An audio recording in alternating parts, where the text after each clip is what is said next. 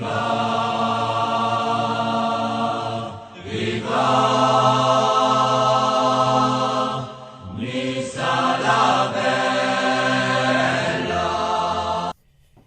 bon, avec Nissart, on se fait le petit débrief rapide de ce Red Star OGC Nice.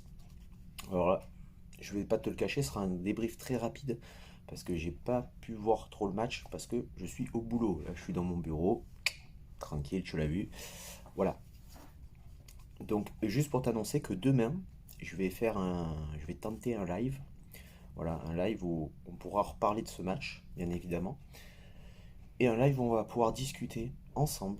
Ça sera la première du mercato niçois, des problèmes que peut rencontrer l'équipe en ce moment, bien sûr du match contre le Red Star puisque je ne l'ai pas vu, et de toute autre chose, je mettrai en place les sujets.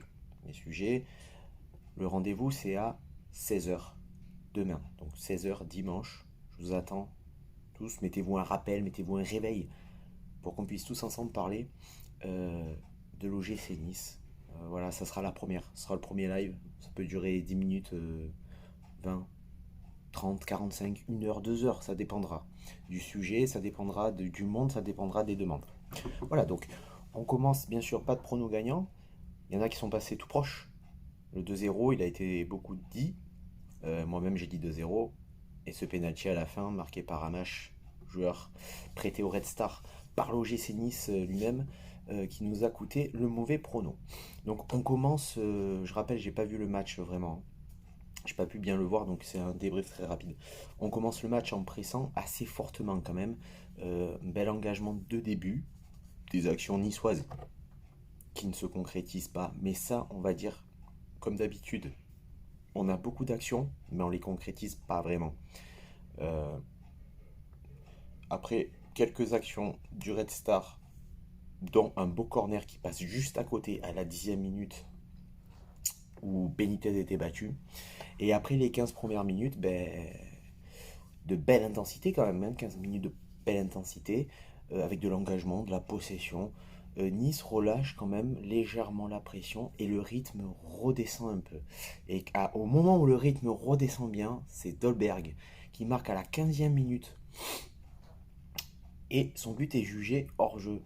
Et honnêtement, sur les ralentis, le but il n'est pas hors jeu.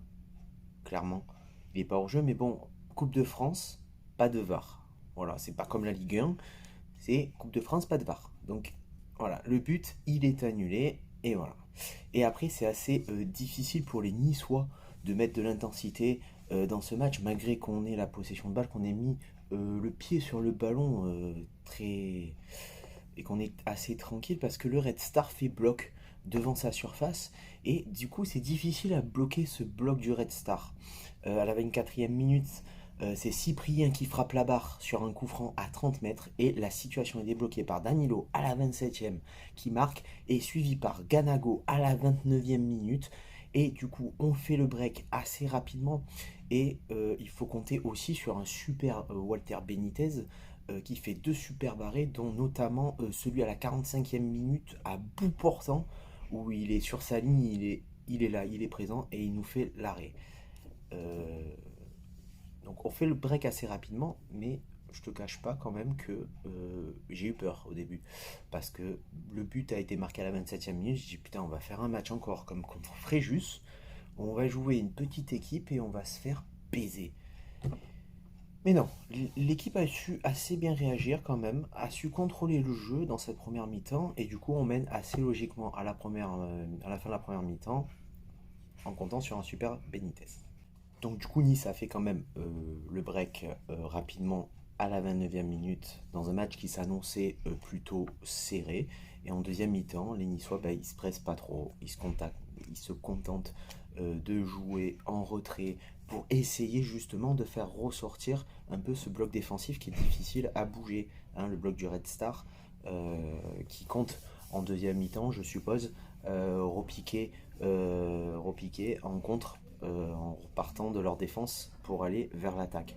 Le rythme est quelque peu redescendu quand même, mais le gym gère bien son sujet et joue le jeu proprement à noter quand même la super performance de Danilo Barbosa en défense centrale. Vraiment, Barbosa, il a fait un super match.